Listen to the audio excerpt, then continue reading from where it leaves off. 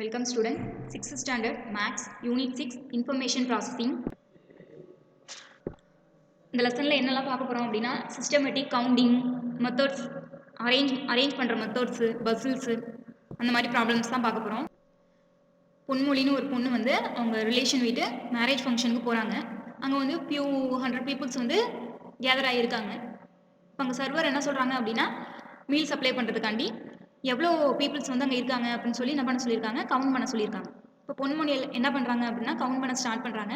First வந்து count பண்ண start பண்ணுறப்ப அவங்களுக்கு கீழே நின்று கவுண்ட் பண்ணுறது கம்ஃபர்டபுளாக இல்லை. ஸோ என்ன பண்ணுறாங்க அப்படின்னா ஒரு பெஞ்சில் ஏறின்னு கவுண்ட் பண்ணால் நமக்கு கரெக்டாக கவுண்ட் பண்ணலாம் அப்படின்னு சொல்லி என்ன பண்ணுறாங்க, ஒரு ஸ்டூலில் ஏறின்னு கவுண்ட் பண்ண ஸ்டார்ட் பண்ணுறாங்க. ஸ்டார்ட் பண்ணுறப்ப அவங்களுக்கு என்ன தோணுது அப்படின்னா நம்ம கரெக்டாக கவுண்ட் பண்ணுறோமா அப்படின்னு ஏதோ மிஸ்டேக் இருக்க மாதிரி அவங்களுக்கு தோணுது. இப்போ நீங்கள் நினச்சி பாருங்கள், ஒரு மேரேஜ் ஃபங்க்ஷன் நம்ம போகிறோம் அப்படின்னா அங்கே உள்ளவங்களை வந்து கவுண்ட் பண்ணுறது வந்து கரெக்டாக கவுண்ட் பண்ண முடியுமா? ஏன்னா அந்த பீப்புள்ஸ் எப்படி இருப்பாங்க, ஒரே இடத்துல ஸ்டேபிளாக இருக்க மாட்டாங்க, கொஞ்சம் மூவ் ஆகி தான் போயிட்டு இருப்பாங்க.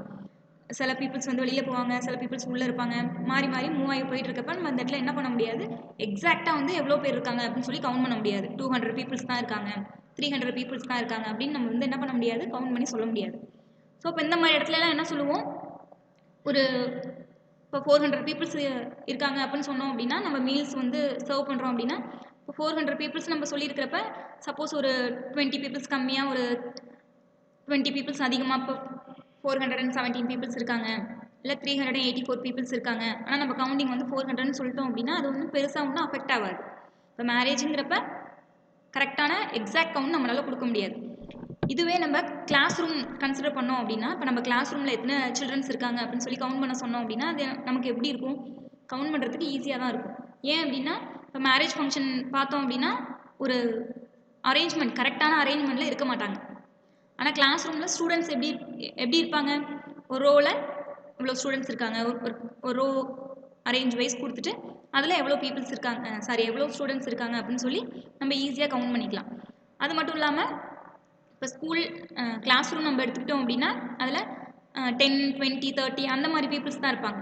இப்போ நம்ம ஸ்டூடெண்ட்ஸ் கிட்ட என்ன சொல்லலாம், நம்பர் சொல்லுங்கள் அப்படின்னு சொல்லி நம்ம கவுண்ட் பண்ணிடலாம். 1, 2, 3 அப்படின்னு நம்பர் சொல்லுவாங்களா, அந்த மாதிரி நம்பர்ஸ் வச்சு எவ்வளோ ஸ்டூடெண்ட்ஸ் இருக்காங்க அப்படிங்கிறத நம்ம கவுண்ட் பண்ணிடலாம். இல்லை அப்படின்னா இப்போ காலம் வைஸ் ஒரு ரோ ஒரு காலம் வைஸ் தான் இருப்பாங்க. இப்போ ஒரு ரோவில் 3 ஸ்டூடெண்ட்ஸ் இருக்காங்க அப்படின்னா 4 காலம்ஸ் இருக்குது அப்படின்னா 4 × 3 எப்படி இருக்கும், அப்போ எவ்வளோ ஸ்டூடெண்ட்ஸ் இருப்பாங்க அப்போ நம்ம சொல்லிடலாம். இல்லை இப்போ ஒரு பெஞ்சில் 3 பேராக இருக்கிறப்ப ஒரு 2-3 பெஞ்சில் மட்டும் ஒரு ஆள் கம்மியாக இருக்காங்க அப்படின்னா எத்தனை, இப்போ 2 பெஞ்சில் ஒரு ஆள் கம்மியாக இருக்காங்க அப்படின்னா அந்த டோட்டல்லேருந்து நம்ம என்ன பண்ணிப்போம், அந்த 2 ஸ்டூடெண்ட்ஸை கம்மி பண்ணி சொல்லுவோம். அப்போ ஒரு மேரேஜ் ஃபங்க்ஷனில் நம்ம பிள்ளைங்களை பீப்புள்ஸை கவுண்ட் பண்ணுறதுக்கும் ஒரு அரேஞ்சாக கிளாஸ் ரூமில் எப்படி இருப்பாங்க ஒரு அரேஞ்ச்மெண்ட்டாக இருப்பாங்க, அதில் நம்ம கவுண்ட் பண்ணுறதுக்கும் டிஃப்ரென்ஸ் இருக்குது பார்த்தீங்களா. எது ஈஸியாக நமக்கு கவுண்ட் பண்ண முடியும், ஒரு அரேஞ்ச்மெண்ட்டாக இருக்கிறவங்கள தான் நம்ம ஈஸியாக கவுண்ட் பண்ண முடியும். அதுதான் நமக்கு இன்ட்ரோவில் கொடுத்துருக்காங்க. First systematic listing. There are 2 shorts and 3 shirts. In how many different combination can you wear them? இப்போ என்ன சொல்லியிருக்காங்க அப்படின்னா 2 ஷார்ட்ஸும் 3 ஷர்ட்டும் இருக்குது. இப்போ இதை எத்தனை டிஃப்ரெண்ட் காம்பினேஷனில் நம்ம வியர் பண்ண முடியும் அப்படின்னு சொல்லி கேட்குறாங்க. இப்போ ஃபஸ்ட்டு என்ன பண்ணிக்கலாம் அப்படின்னா at a time you are going to pick up one of the shorts and different shirts. We denote the shorts as A and B. 2 shorts நம்ம கொடுத்துருக்கோம் இல்லையா, அந்த ரெண்டையும் A, B அப்படின்னு சொல்லி நம்ம டினோட் பண்ணிக்கோம். நெக்ஸ்ட்டு ஷர்ட்டை வந்து PQR அப்படின்னு 3 ஷர்ட்ஸையும் PQRன்னு சொல்லி டினோட் பண்ணிக்கிறோம்.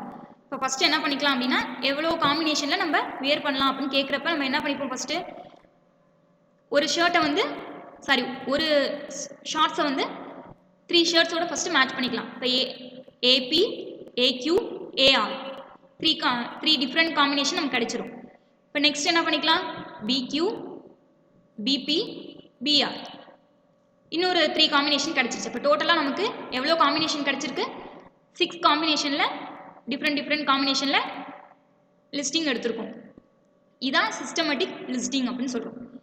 இப்போ 2 ஷார்ட்ஸு 3 ஷர்ட் சொல்லியிருந்தாங்க. ஷார்ட்ஸ் எப்படி எடுத்திருக்கோம், A, Bன்னு எடுத்தோம், ஷர்ட்டை PQRன்னு எடுத்தோம். எவ்வளோ காம்பினேஷன் அப்படிங்கிறப்ப ஃபஸ்ட்டு ஒரு ஷார்ட்ஸை 3 ஷர்ட்க்கு கம்பைன் பண்ணிட்டோம். நெக்ஸ்ட்டு பிங்கிற ஷார்ட்ஸை 3 ஷர்ட்க்கும் கம்பைன் பண்ணி மொத்தம் 6 காம்பினேஷன் சொல்லியிருக்கோம். இப்போ அனதர் ஒன்று பாருங்கள். ஒரு பில்டிங், ஒரு friend has built a house with 3 floor. 3 ஃப்ளோரில் என்ன பண்ணியிருக்காங்க அப்படின்னா ஒரு பில்டிங் வந்து பில்ட் பண்ணியிருக்காங்க. அதில் 3 கலர்ஸில் 3 டிஃப்ரெண்ட் கலர்ஸில் கலர் பண்ணணும் அப்படின்னு சொல்லியிருக்காங்க. என்னென்ன கலர்லாம் கொடுத்துருக்காங்க அப்படின்னா ரெட், ப்ளூ, க்ரீன். 3 கலர் சொல்லியிருக்காங்களா, ரெட், ப்ளூ, க்ரீன். இந்த 3 கலர்ஸில் டிஃப்ரெண்ட் காம்பினேஷனில் 3 ஃப்ளோருக்கும் நம்ம பெயிண்ட் பண்ணணும் அப்படின்னா என்ன மாதிரியான காம்பினேஷன்லாம் நமக்கு கிடைக்கும் அப்படின்னு சொல்லி கேட்டிருக்காங்க. இப்போ அது சிஸ்டமேட்டிக் லிஸ்டிங் யூஸ் பண்ணி நம்ம எப்படி டிஃப்ரெண்ட் காம்பினேஷன் எடுக்கலாம் அப்படிங்கிறத பார்க்கலாம். இப்போ ஃபஸ்ட்டு ஸ்டெப் என்ன பண்ணிக்கலாம், ஏதாவது ஒரு ஃப்ளோருக்கு ஒரு கலரை வந்து நம்ம ஃபிக்ஸ் பண்ணிக்கலாம். இப்போ நமக்கு 3 ஃப்ளோர் சொல்லியிருந்தாங்க, 3rd floor, 2nd floor, 1st floor அப்படின்னு 3 ஃப்ளோர் நம்ம எடுத்துக்கிறோம்.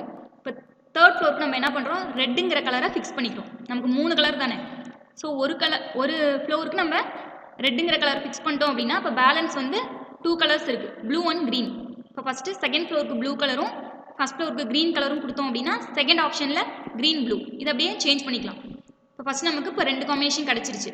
ரெட், ப்ளூ, க்ரீன் ஒரு காம்பினேஷன், ஆர் ரெட், க்ரீன், ப்ளூங்கிற ஒரு காம்பினேஷன்.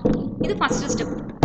நெக்ஸ்ட்டு செகண்ட் ஸ்டெப் என்ன பண்ணலாம் அப்படின்னா இப்போ 3rd ஃப்ளோருக்கு ப்ளூங்கிற கலரை ஃபிக்ஸ் பண்ணிக்கிறோம். ஃபஸ்ட்டு ரெட்டை ஃபிக்ஸ் பண்ணோம், இப்போ ப்ளூவை ஃபிக்ஸ் பண்ணிக்கிறோம். ஃபிக்ஸ் பண்ணிவிட்டு பேலன்ஸ் கலர் என்னது, க்ரீன், ரெட்டு. அந்த ரெட்டை என்ன பண்ணுறோம், இன்டர்சேஞ்ச் பண்ணுறோம். ஃபஸ்ட்டு 2nd ஃப்ளோருக்கு க்ரீன் வைக்கிறோம், 1st ஃப்ளோருக்கு ரெட் வைக்கிறோம். நெக்ஸ்ட்டு 2nd ஃப்ளோருக்கு ரெட் வைக்கிறோம், 1st ஃப்ளோருக்கு க்ரீன் வைக்கிறோம். இப்போ அனதர் 2 காம்பினேஷன் நமக்கு கிடச்சிருச்சு, blue, green, red, blue, red, green. Next அடுத்த ஸ்டெப் என்ன பண்ணலாம் அப்படின்னா க்ரீன் கலரை ஃபிக்ஸ் பண்ணிவிட்டு பேலன்ஸ் 2 கலர்ஸை இன்டர்சேஞ்ச் பண்ணுறோம், ப்ளூ, ரெட், ரெட், ப்ளூன்னு. இப்போ அனதர் காம்பினேஷன் கிடச்சிருச்சா, green, blue, red, green, red, ப்ளூன்னு கிடச்சிருச்சு. இப்போ என்னென்ன காம்பினேஷன்லாம் நமக்கு கிடச்சிருக்கு, மொத்தம் 6 காம்பினேஷன் நமக்கு கிடச்சிருச்சு. என்னென்ன, ஆர், பி, ஜி. ஆருங்கிறது ரெட்டு, பிங்கிறது ப்ளூ, ஜிங்கிறது green. Next R, G, B, B, G, R, B, R, G, G, B, R, G, R, B. இந்த மாதிரி தான் நம்ம லிஸ்ட் அவுட் பண்ணணும். ஃபஸ்ட்டு ஒரு கலர் என்ன பண்ணிக்கிறோம், ஒரு ஃப்ளோருக்கு ஃபிக்ஸ் பண்ணிக்கிறோம். பேலன்ஸ் உள்ள கலர்ஸை இன்டர்சேஞ்ச் பண்ணிக்கிறோம். நெக்ஸ்ட் ஸ்டெப்பில் இன்னொரு கலரை ஃபிக்ஸ் பண்ணுறோம், பேலன்ஸ் உள்ள கலரை இன்டர்சேஞ்ச் பண்ணுறோம். இந்த மாதிரி தான் நம்ம லிஸ்டிங் பண்ணணும். இப்போ செகண்ட் ஒரு எக்ஸாம்பிள் பாருங்கள். அதில் வந்து கலர்ஸை இன்டர்சேஞ்ச் பண்ணி நியூ காம்பினேஷன் கொண்டு வந்தோம்ல, இதில் என்ன கொடுத்துருக்காங்க அப்படின்னா நம்பர்ஸ் 3, 6, 9, 5 அப்படின்னு 4 நம்பர்ஸ் நமக்கு கொடுத்துருக்காங்க. இதில் என்னென்ன டிஃப்ரெண்ட் நம்பர்ஸ்லாம் நம்மளால் கொண்டு வர முடியும் அப்படின்னு சொல்லி கேட்குறாங்க. இப்போ ஃபஸ்ட் நம்ம ஃபார் எக்ஸாம்பிள் என்ன பண்ணுறோம் அப்படின்னா 9, 3, 6, 5 கொடுத்துருக்க நம்பரில் 9, 3, 6, 5, 3, 6, 9, 5, 5, 6, 3, 9 அப்படின்னு சொல்லி ஒரு டிஃப்ரெண்ட் ஆர்டரை சேஞ்ச் பண்ணி ஒரு நம்பர்ஸ் வந்து நம்ம கொடுக்குறோம் அப்படின்னா இப்போ இதில் வந்து நம்ம எக்ஸாக்டாக எல்லா நம்பரையும் ரைட் பண்ண முடியும் அப்படின்னு சொல்ல முடியாது. ஒரு ஆர்டர் இல்லாமல் நம்ம நார்மலாக ரைட் பண்ணோம் அப்படின்னா அதை எக்ஸாக்டாக எல்லா நம்பரையும் நம்ம கொண்டு வர முடியுமா அப்படிங்கிறது பாசிபிலிட்டி கம்மி தான்.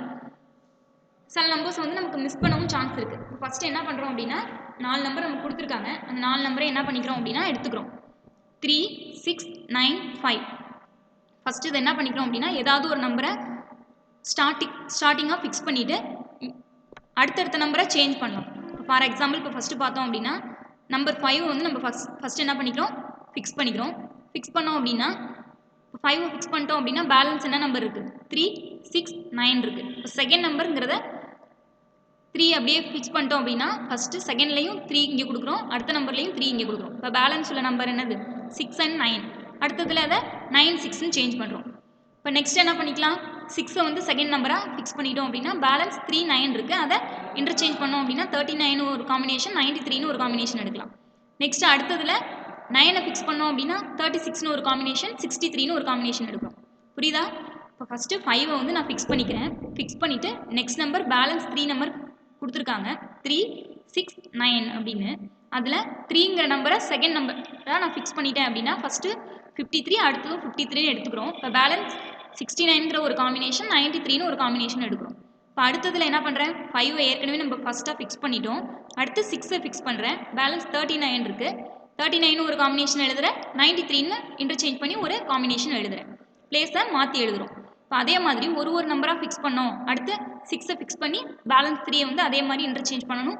அடுத்து 9 ஃபிக்ஸ் பண்ணி அதே மாதிரி இன்டர்சேஞ்ச் பண்ணோம் அப்படின்னா டோட்டலாக நமக்கு எவ்வளோ டிஃப்ரெண்ட் நம்பர்ஸ் நமக்கு ரைட் பண்ண முடியுது. இங்கே ஃபஸ்ட்டு 3 ஃபிக்ஸ் பண்ணி ஒரு 6 நம்பர்ஸ் நமக்கு கிடச்சிருச்சு. அடுத்து 5 ஃபிக்ஸ் பண்ணி ஒரு 6 நம்பர்ஸ் கிடச்சிருச்சு. அடுத்து 6 ஃபிக்ஸ் பண்ணி 6 நம்பர்ஸ் கிடச்சிருச்சு. 9 ஃபிக்ஸ் பண்ணி 6 நம்பர்ஸ் கிடச்சிருச்சு. இப்போ 6 + 6 + 6 + 6 = 24 டிஃப்ரெண்ட் நம்பர்ஸ் நம்ம என்ன பண்ண முடியும், 4 டிஜிட் நம்பர் ரைட் பண்ண முடியும். இதான் சிஸ்டமேட்டிக் லிஸ்டிங் அப்படிங்கிறது.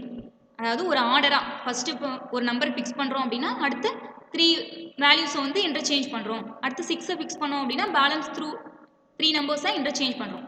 இதான் சிஸ்டமேட்டிக் லிஸ்டிங்கில் உள்ள சம்ஸ். சிஸ்டமேட்டிக் லிஸ்டிங்னா என்னன்னு பார்த்தோம். இந்த மாடலை பேஸ் பண்ணி 6.1ல் 2 சம்ஸ் கொடுத்துருக்காங்க. அதை ஒர்க் அவுட் பண்ணி பாருங்கள். நெக்ஸ்ட் கிளாஸில் பேலன்ஸ் சம்ஸ் பார்க்கலாம். Thank you students.